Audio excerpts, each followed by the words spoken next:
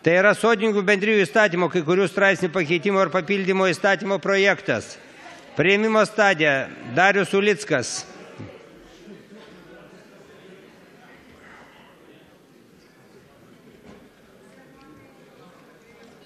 Labadiena, gerbiamas pirmininkaujantis, gerbiami kolegos. Komitete buvo gauta priėmimo stadijai pasiūlymus į Seimo narių Roko Žilinsko, Raimondo Paliuko ir Dariaus Ulicko bei Pauliaus Saudargo 2 straipsnio ir 6 straipsnio papildymas ir pakeitimas. Komiteto nuomonė yra pritarti ir... Atsiprašau pranešėją. Gerbiami kolegos, būkit geri, išeikite ir netrukšmaukite salėje. Čia nieko mes negirdime. Ir taip nėra 60, aš matau. Priimsim pastraipsnių, liks tik balsuoti. Prašau, atsiprašau, kad nutraukiau. Gerbiami kolegos, tai einame pastraipsniui. 1 straipsnis. Pastabų nėra, priimta. 2 straipsnis. Yra Seimo narių Roko Žilinsko, Raimundo Paliuko, Dariaus Ulicko ir Pauliaus Saudargo. Jom pritarta iš dalies. Ar man sako sekretoriatas, kad jūs sutinkat ir balsuoti nereikalaujate? Taip? Gerai.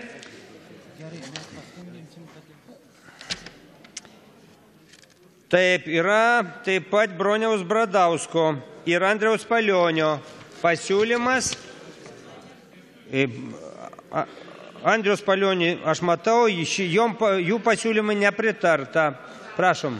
Taip, tai mūsų su kolega pasiūlymas buvo, kad tos sodo bendrijos, kurios turi planus, kurie yra rengti anksčiau, kad joms nebūtų privaloma daryti kadastrinių matavimų planams.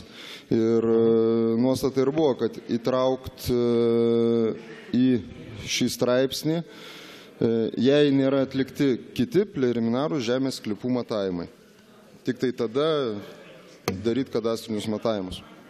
Ačiū. Komiteto nuomonė. Komiteto nuomonė buvo nepritarti, nes argumentai yra, kad reikia žiūrėti į komiteto pasiūlymus 6 straipsnio 1 dalies formuluotėj, todėl šis pasiūlymas atmestinas kaip perteklinis. Suprantu, gerbiami kolegos, balsuojame, ar yra 29 Seimo nariai pritarantis Broniaus Bradausko ir Andriaus Palionio siūlymui.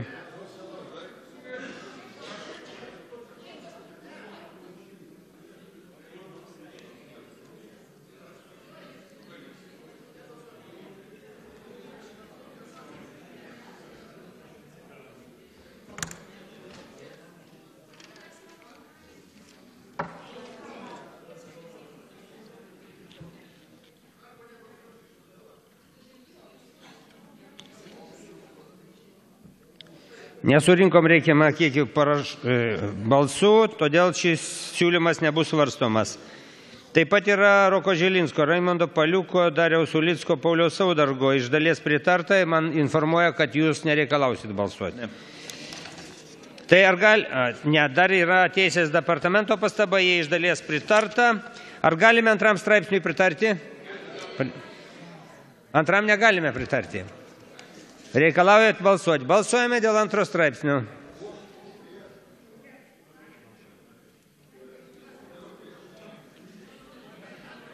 Galima balsuoti už, prieš ir susilaikyti.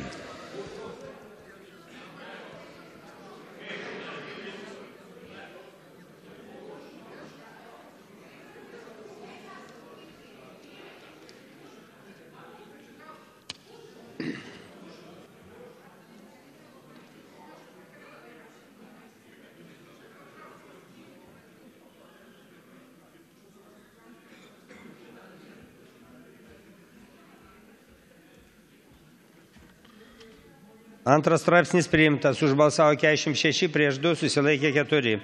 3 straipsnis, jam yra Teisės departamento pastaba, kuriai komitetas nepritarė. Ar galim priimti? Priimta. 4 straipsnis, pastabų nėra, priimta.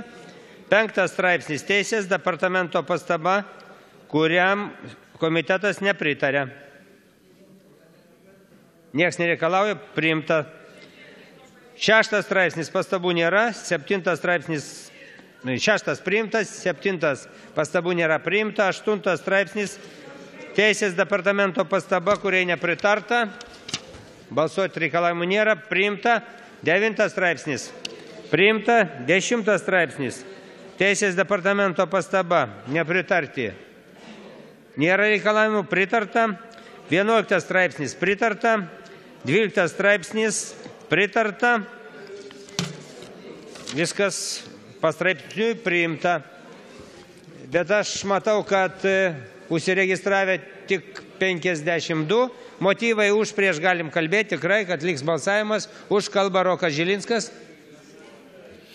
Dėkuoju, gerbiamas posėdžio pirmininkė, mieli kolegos. Šis įstatymas palengvina, supaprastina sodininkų gyvenimą, duoda jiems atsakymus į klausimus, į kuriuos iki šiol nesugebėjimo per 25 nepriklausomybės metus atsakyti. Didelis dėkui aplinkos komiteto pirmininkui ir komiteto nariams už bendradarbiavimą su sodininkais ir jų lūkesčių atliepimą. Siūlau balsuoti už. Didelis dėkui. Ačiū. Prieš kalba Aurelija Stancikienė. Gerbami kolegos, tikrai šitas įstatymas labai senai lauktas. Tikrai sakyčiau, kad labai reikalingas, išskyrus keletą aspektų, dėl kurių iš tikro būsiu priversta balsuoti prieš ir siūlyčiau jums įsiklausyti. Na, pavyzdžiui, 6 straipsnio 5 dalis skamba taip. Medžius ir krūmus mėgėjų sodo teritorijoje sodininkai tvarko ir prižiūri želdynų įstatymo nustatytą tvarką.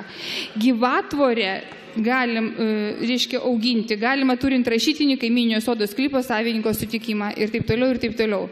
Tai yra tokie perlinkimai, kai naujų sodų bendrijų niekas dabar nekuria, senos jau yra susiformavę, gyvatvorės jau senai suaugę, medžiai irgi suaugę. Tai ką mes dabar, ta prasme, tuos visus kaimynus grūsim į teismus? Tas pats yra susijęs su keliais. Mes rašėm dabar kelius 4,5 metrų pločio. Praktiškai realiai tai yra beveik niekur neįgyvendinama. Tai mes klausėm registrų centro atstovų. Sako, be abejonės laukia teisminiai procesai, taikant restituciją iš abiejų pusių kelio, gatvės vadinamo, iš abiejų pusių gatvės, reiškia rieš sklypus ir restitucijos tvarka bandys žmonių sklypų sąskaitą, reiškia platinti kelius. Be abejonės aš manau, kad dalis šitų punktų yra tokie, kurie tikrai valstybė paskandins ilguose teismuose ir dėl to tas įstatymas grįž pakankamai greitai į Seimą ir bus peržiūrėtas. Jau nekalbu apie tai, kad gyvenamosiuose soduose mes dabar, kurias padarom gyvenamaisiais kvartalais, neleisim statyti pastatų aukštesnių kaip 8,5 metrų. Ir ką daryti tais atvejais, kai žmogus nusipirko 3 sklypus arba 2 sklypus ir negalės pasistatyti namo didesnio. Tai čia yra visiškas absurdas ir aš manau, kad mes be abejonės taip ištaisysim, bet vien todėl, kad yra tokių neįspręstų dalykų, siūlau balsuoti prieš. Už Agnė Bilotaitė nėra. Kęstutis Daukšys. Ačiū, gerbiamas posėdžio pirmininkė. Iš tikrųjų, tai taip, ką dabar sakė mūsų kolegija, yra iš dalies tiesa. Bet pasakykit kitą dalyką, reikia pasakius A pasakyti ir B. Kolektyviniai sodai buvo daromi ne kaip gyvenamosios vietos. Ir ten gatvės tos pravažiavimai buvo padaryti ne kaip prie gyvenamų namų. Ir ten visi kiti dalykai reikalavimai buvo visai kitokie. Dabar mes patys įstatymų leidome tenais kilti žmonėms ir gyventi. Sakykit, prašau, kaip privažiuoti gaisriniai, jeigu tas takas yra 3 metrų pločio. Kaip privažiuoti kokiam kitam transportui, kuris šiukštas veža, dar kitus dalykus daro. Tai aišku, kad mes šitą dalyką turim sutvarkyti ir tas įstatymas nėra tobulas. Negaliu pasakyti, kad jis į tobulai sutvarkytas, bet vis dėlto tai žingsnis į priekį, kuris leidžia soduose pradėti kažkokią tai tvarką, nes mes matom, kuo labiau, tuo toliau. Kur sodai yra miestuose, ten darosi realos gyvenamos, ta prasme, gatvės, kuriuose žmonės gyvena, miesto teritorija. Tai aš sakyčiau, kad už šitas dabar priimtą įstatymo paruoštą pataisą, kurią aplinkos komitetas padarė, ten yra dar dalykų, kuriuos reikėtų taisyti, bet reikia balsuoti už, nes tai realiai palengvins daugeliui sodininkų gyvenimą. Kitas dalykas, ką mes turėtum padaryti, tai turėtum vieną kartą pasakyti, kad nesodininkai savo lėšų darytų detalius ten tuos ir matavimus, o galėtų valstybė skirti arba savivaldybė tiems dalykams pinigus. Nes tai bus valstybės gatvės. Ir valstybė turės jūs tvarkytis, tai yra miestai turės tvarkytis. Bet tuos dalykus dar reikės taip patvarkyti, bet dabar siūlau balsuoti už ir manau, kad šitas įstatymas yra geriau negu buvo prieš tai. Ačiū. Už Linas Balsys kalba. Tai ačiū gerbiamas pirmininkė.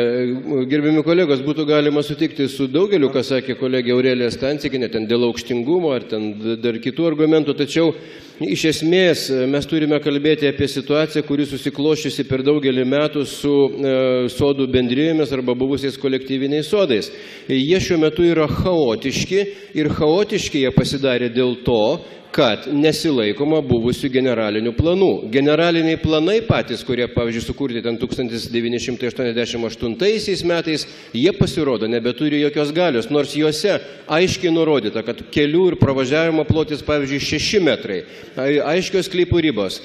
Tačiau, kadangi nuo 1997 metų šitie generaliniai planai tapo be statuso, praktiškai negaliojantis, tai visi darė, kas ką norėjo. Vienas užsitvėrė tvorą papildomai 10 metrų, Lesto kompanija pastatė stulpus kelio pakraštyje, ne šalikeliai.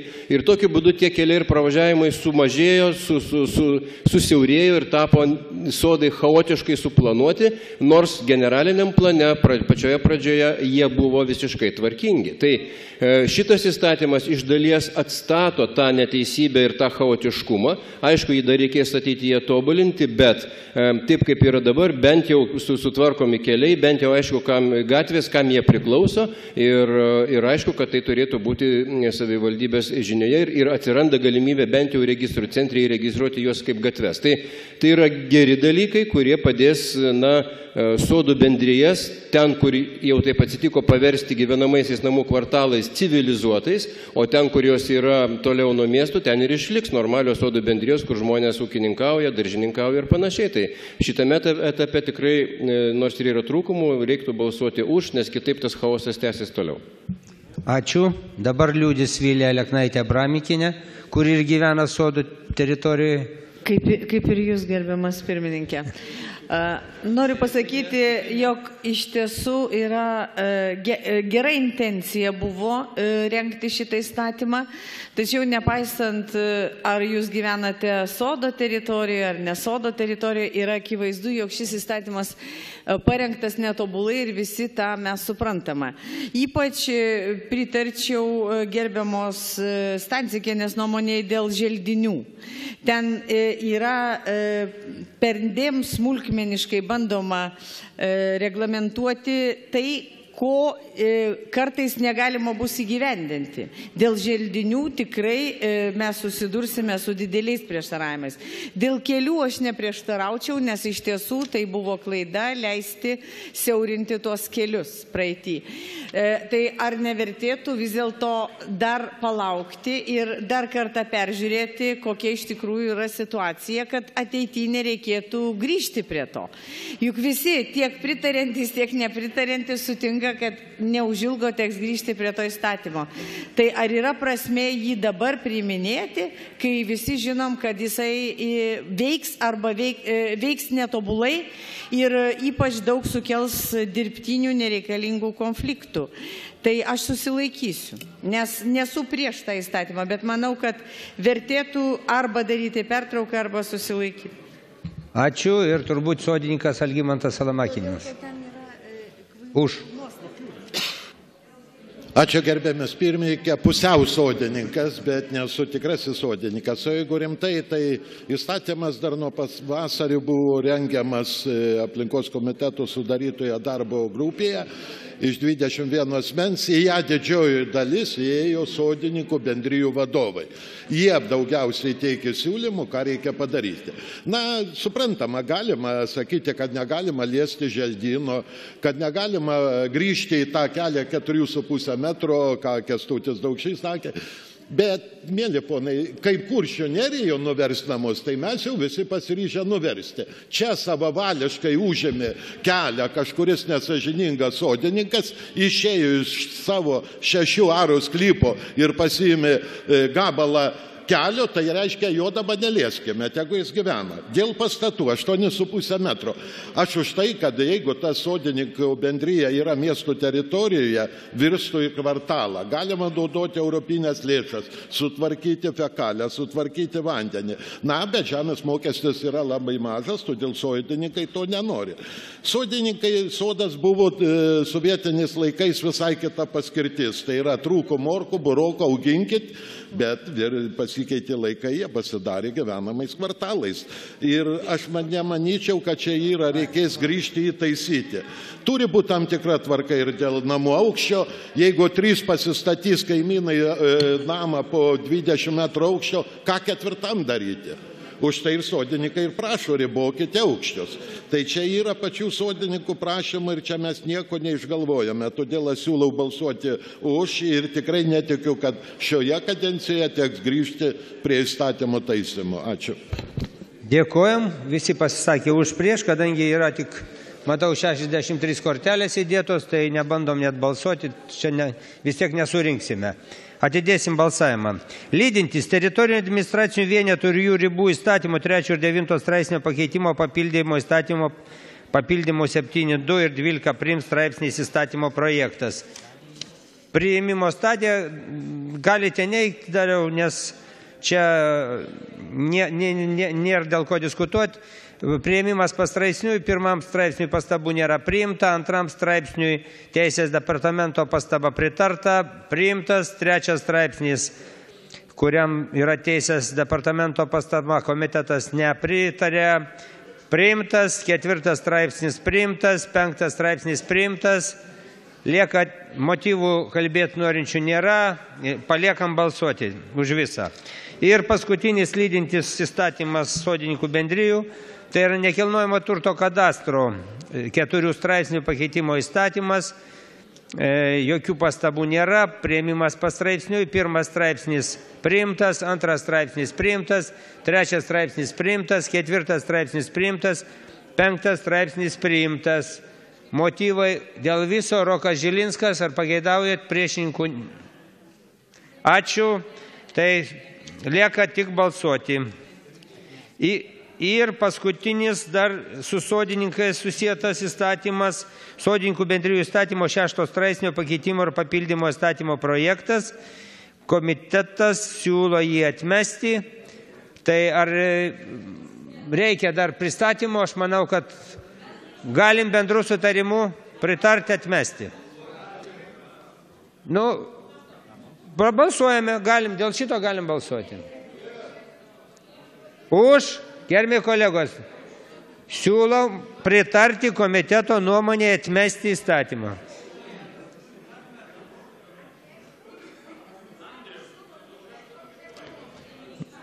Gerbiamas Algimantai, jūs pats siūlote jį atmesti.